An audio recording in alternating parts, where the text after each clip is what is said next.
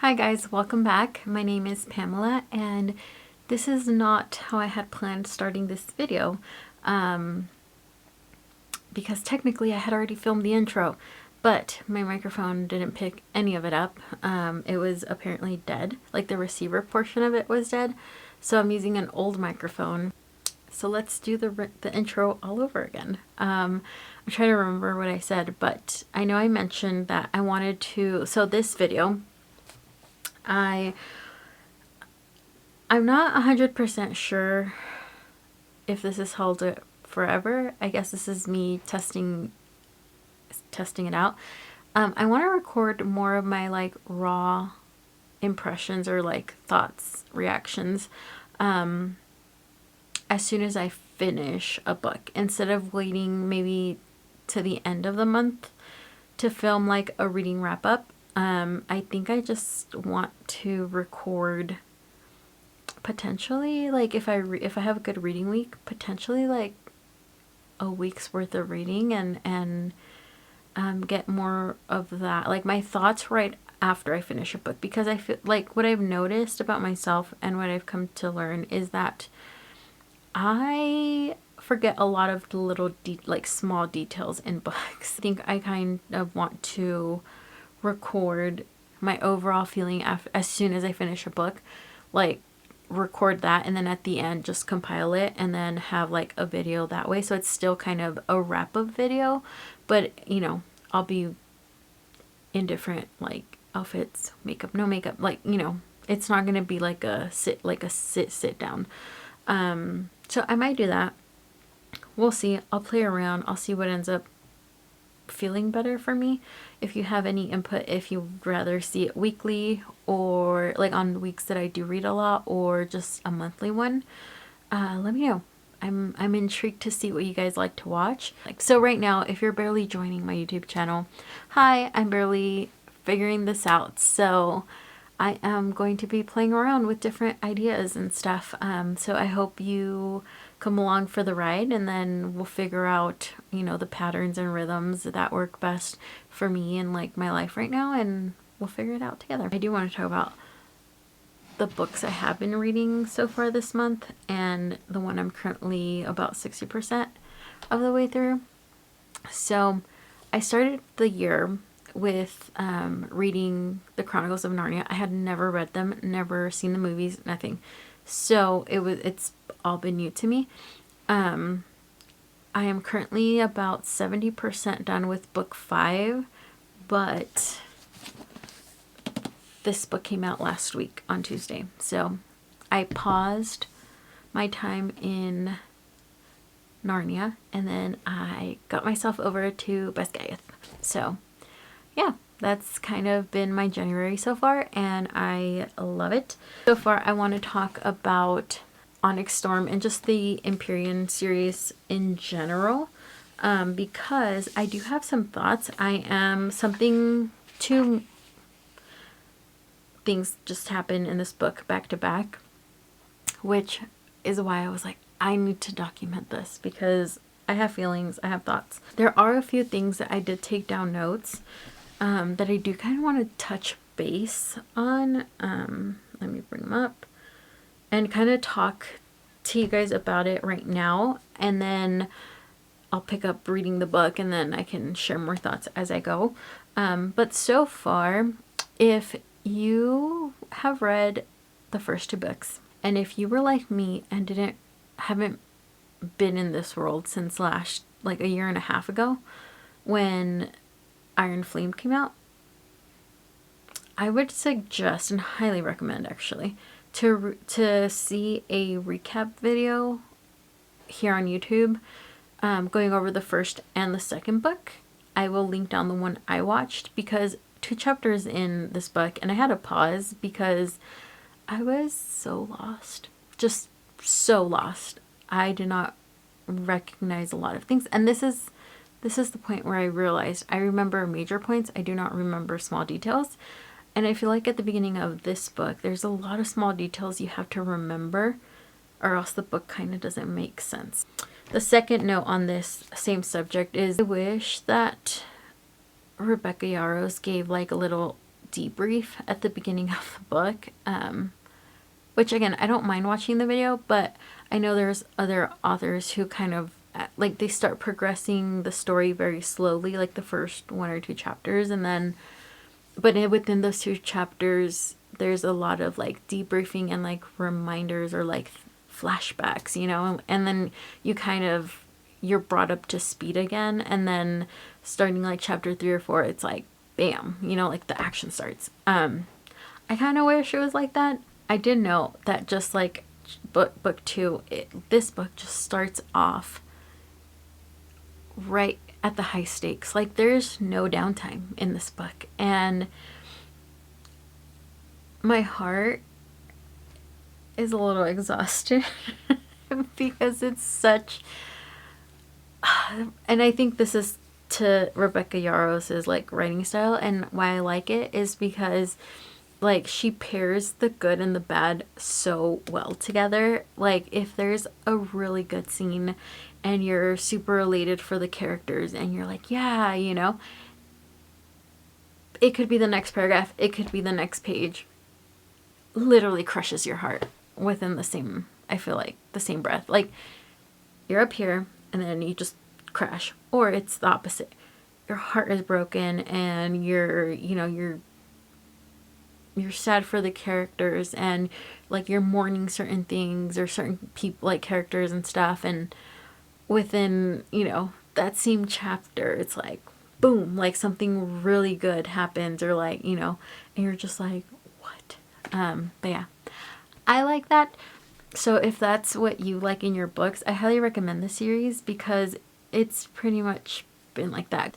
The next note that I made is Taryn and I always get tongue twisted when I try to say her name, but it's Taryn and Andarna. I always try to say it not like that, but they are still my favorite. Andarna is the rebel teenager that she was in the second book. I love her to death.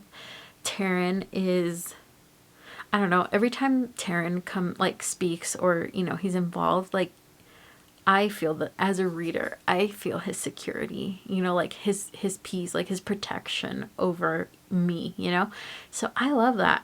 And I'm really enjoying, I'm very invested. Something heartbreaking just happened and something amazing just happened, all within the same chapter. So I feel like this morning when I picked up the camera to first film, I was very much in those feelings, whereas now I've had a few hours to process this. But I'm ready to pick up the book again and let you guys know my thoughts as I continue reading this. I'm excited to pick it up back up. I have this much to read. It's a little less than 200 pages. So my goal is to finish it today, or if not, early tomorrow morning. And then I'll jump back on here and I'll debrief my overall final thoughts. But if something else kind of happens, or if I notice something else in the book that I really enjoy, I will pop up and you'll see that in the next clip. Yeah, I have nothing else to say right now, so I'm just gonna go read and you'll probably see some other fun clips. Okay, bye. See you guys in a little bit.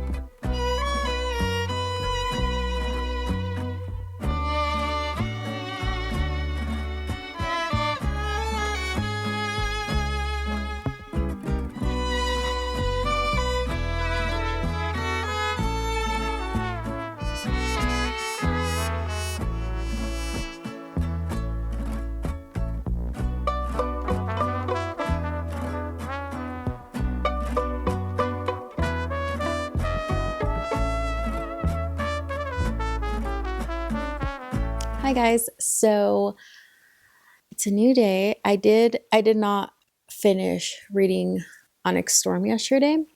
However, I have about 80 pages left. Things just went down last night, like where I stopped, it was intense. Okay. It was intense. My heart was like, I had heart palpitations. Like, it has been intense. I feel like this book, and I know I said this yesterday, but this book has just been so intense. Like, from the beginning, I feel like we just got dropped in and figure it out, you know? Um, but let me grab it because it's here. I do have about 80 pages left. I'm on chapter 53. So I have about this much left. I am going to finish it today, and I'm a little bit sad.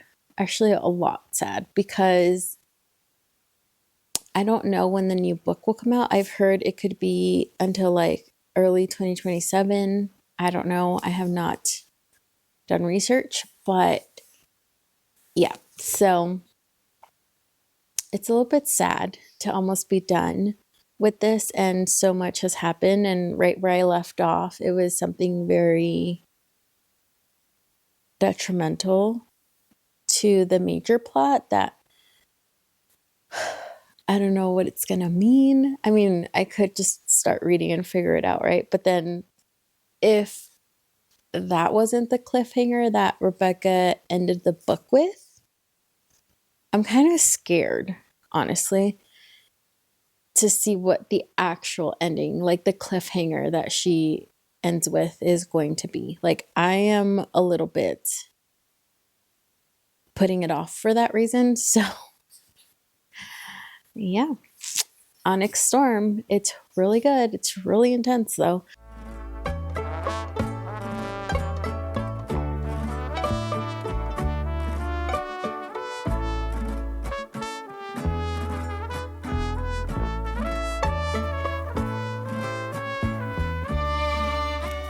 Hi, guys. So it's a little later in the day, and I just got back from walking the dogs after lunch, and I stopped on chapter 56.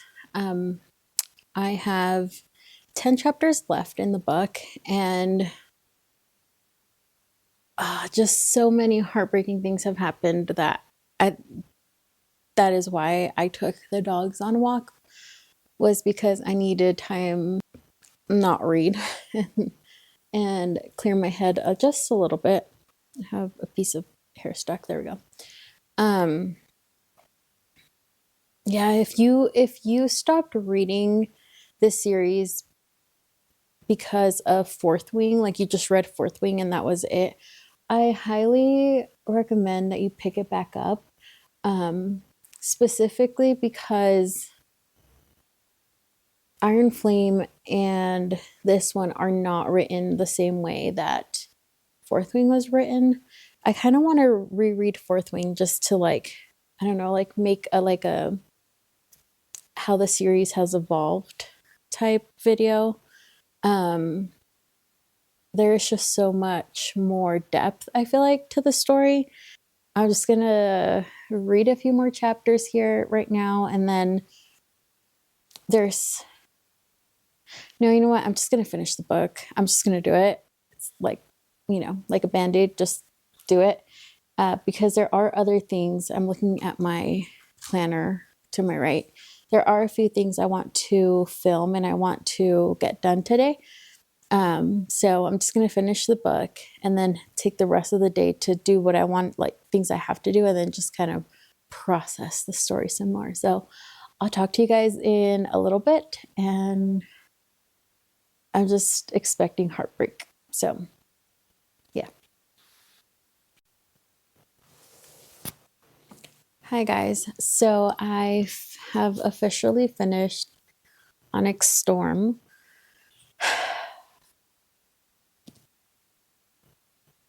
It's a lot. And in true Rebecca Yarros fashion, I am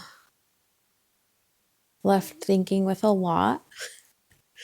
There was a lot of information just thrown in the last like 15 chapters, I feel like. And it's a lot, like a lot to process. That ending, I think I'm going to deep dive now into the internet and see all of like the theories and stuff that people have come up with. And my plan was to finish this and then start the like and probably finish the 5th book of the Chronicles of Narnia, and it's just not gonna happen.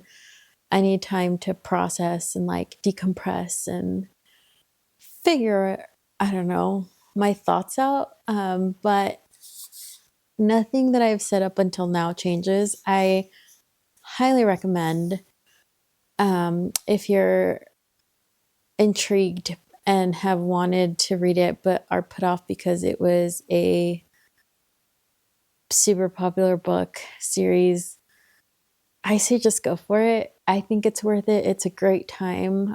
Everything is just very, very, very much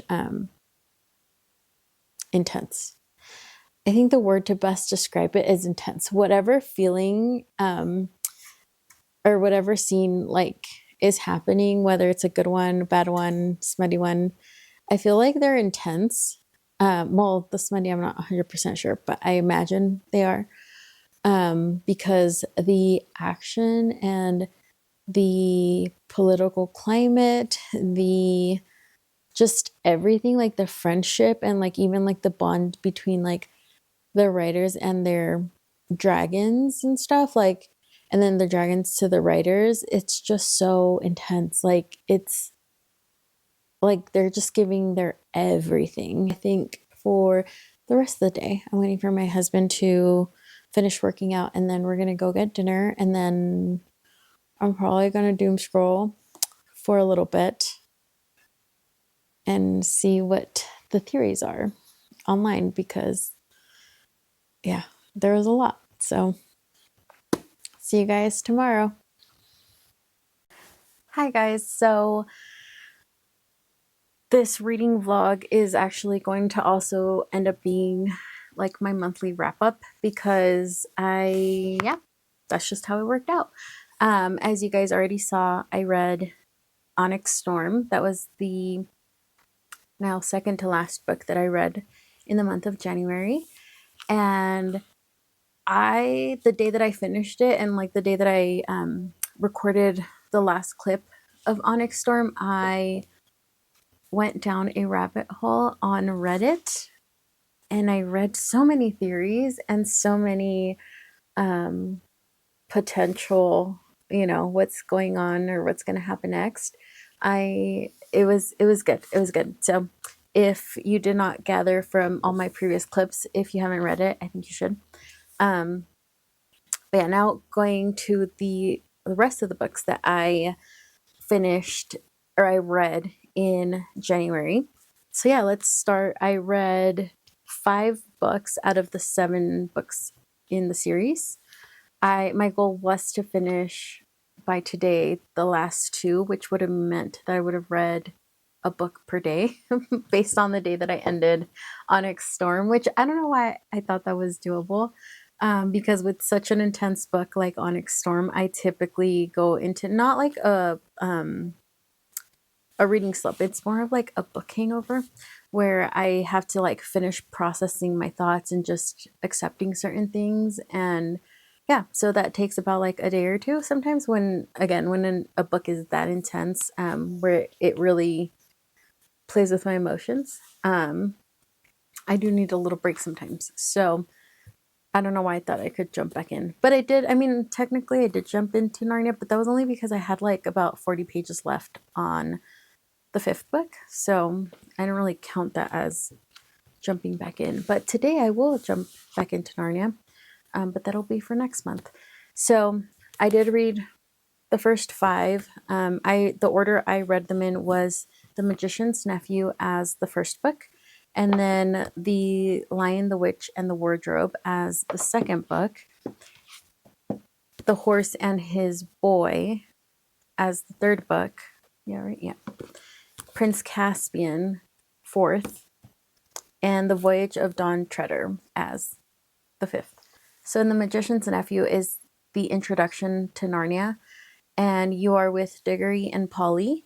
They become friends. They're little kids, and Diggory has a crazy uncle, Andrew, and he's described as weird, pretty much. And one day, the kids, Polly and Diggory, are playing around, and they're adventuring, passageway, and it leads to Uncle Andrew's study, and Diggory has never, ever, ever been able to enter said study, and he's always wanted to, because of course he's a kid, and if you tell him he can't do it, he's going to want to do it, so they end up there. So at first they're excited and happy, and then they find out that Uncle Andrew is actually in there, and they kind of get scared, and that's where the journey to Narnia starts. They end up, you find out how they end up in Narnia, but I'm just going to go ahead and say somehow they end up in Narnia. So in this book, they jump back and forth for a little bit, and they end up unleashing trouble in this other world. That's what kind of ends up eventually prompting the creation of Narnia. So it's really good. It's really like this one. I feel like I was about to say sweet. I wouldn't consider this one. There's a lot of aspects of this book that are sweet, but this one is actually very, to me, it was heart hitting because of Diggory's heart and his bravery, and what he wants, for his mom, and the things he's willing to like sacrifice for that. In this one, we also get to meet Aslan for the first time, so that's cool. The second book in the series is The Lion, the Witch, and the Wardrobe. And in this one, Diggory still comes out. However, now he is the uncle in this book. And the children that we are following are his four, well, it's four nieces and nephews, but it's two nieces and two nephews. They are Peter, Susan, Edmund, and Lucy. Lucy is the youngest. And in this book, we obviously do go back to Narnia. And how it mentions in the title, it is through the wardrobe. But how the wardrobe came about is actually a very sweet story, and it does connect to The Magician's Nephew. They go through the wardrobe, and this story was just intense. The way my heart stopped in one specific scene here, I was like devastated for like a page, and then it continued. I continued reading, and I was like, oh, like, okay. But this book, if you do have any biblical knowledge, then you will understand, and you'll pick up on a lot of references and a lot of similarities between the Bible and the story in here, and you understand the importance of Aslan, and just different stories that you learn in the Bible about like different disciples and different characters in the Bible. They are mirrored in here, and not all of them, obviously, but some of them. And it's really cool to pick up on it. It's cool how C.S. Lewis, I think, was still instilling principles that he thought were important through his books.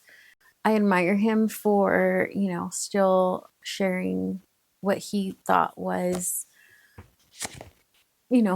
principles, biblical principles in his story. And I think he did it in such a good way to instill the kindness and having an honest heart and being of good character.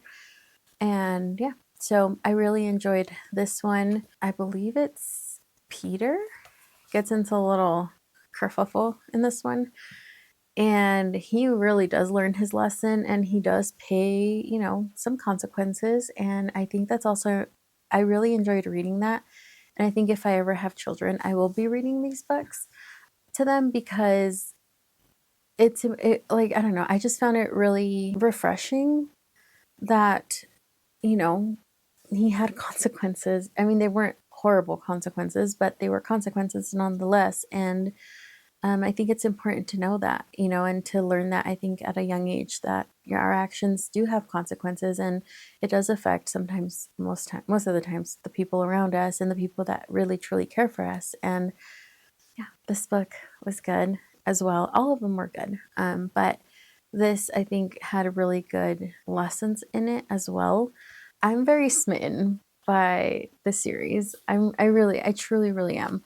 Um, I think it's good. I think even if you're an adult, I do think that it is a good series to read, because it's these simple little reminders, I think, of what it really truly means to be a good human, you know, and that's to be kind, that's to care for others, and that's, you know, to be a good character. If you're going to do it, do something with a good heart and good intentions, and think the best in others, and don't go, you know, thinking horrible things, because we don't know the full story and we don't know what people are going through. And ultimately, do it because you want to do it for them, not because you want to do it for yourself. The third book is The Horse and His Boy. This one, at first, I was like, what? Because the story eventually leads to Narnia is totally different than the previous two books. So this one was the first book that was like, what? Um, I sigh because, again, this story, it was different than the other two, but this is more along the lines of, I feel like, kind of like Moses in the desert. Like, there's a journey. This one, we are following Shasta, and this is also a very sad, all of them, like the first three books are very, very sad. Like, the backstory of these kids is sad. And in this one, following Shasta, he finds out that his dad is really not his dad. And his dad really, really, really, like the one he thought was his dad or grew up knowing as his dad, um, is really, really, really mean to him. And he ends up running away to go find Narnia. And he travels and journeys and finds other characters and other people. Just the journey he goes through and the trust that he has to develop. And his journey is not easy. Like, it's not just, oh, let me go through the portal. It's not like that. Um, Aslan shows up in all of them, but in this one, I feel like it was very much the I am with you in your darkest of times, like I am still there type of thing, you know, talking biblically. Um, you're never abandoned. But just the way Aslan shows up in this book really, really, really, I don't know, it did something to my heart, and it was good. The fourth book is Prince Caspian.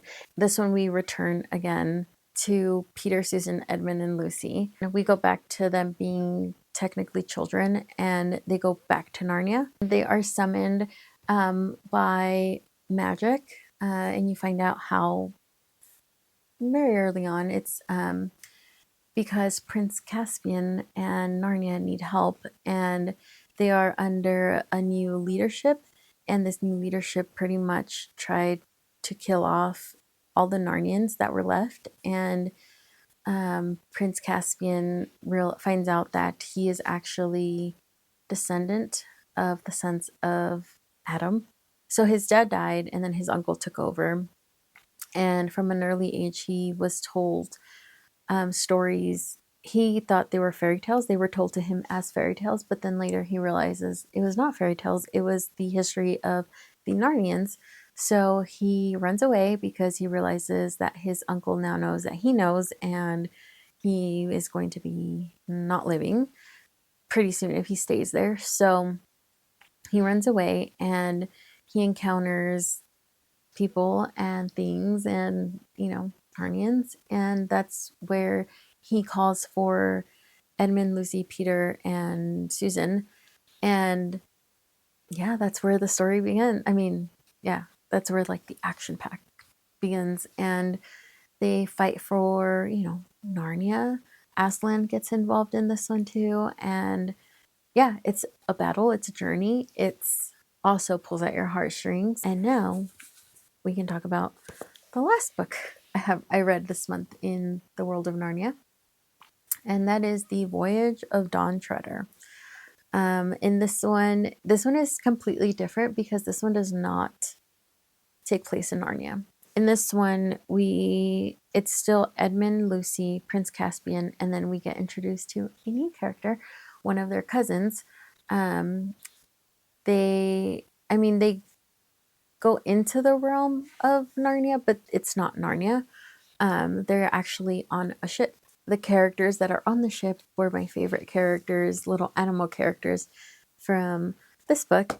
And it's I don't know, I found this one to be a little bit sweeter in the sense of some of the like animal characters, like their growth and like how Aslan honors their bravery and their chivalry and all of that. So it's really really sweet in that regards. But in this one, there are different kings or royalty that kind of disappear. Like they go on a ship and like to explore all these other islands and explore what has not been explored yet. And they never come back. So Prince Caspian, Narnia seems to be very well just established and taken care of at this point.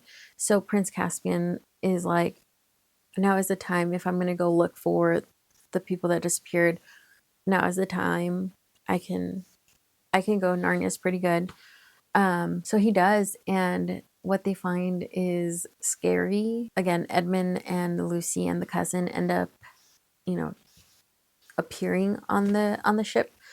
And yeah, that's where like the adventure, I guess, begins into what they find and what they encounter. Again, Aslan is in this one, but my favorite part of this one was because, like I mentioned, like just the way that Aslan really like just honors. It's a specific character, and I don't want to give it away who it is, but it's a specific character. He's a little one, and he does end up getting his heart's desire. If you can't tell by the big old smile on my face, I really am enjoying being in the world of Narnia. These are library books. They are due next week, so I do have to finish.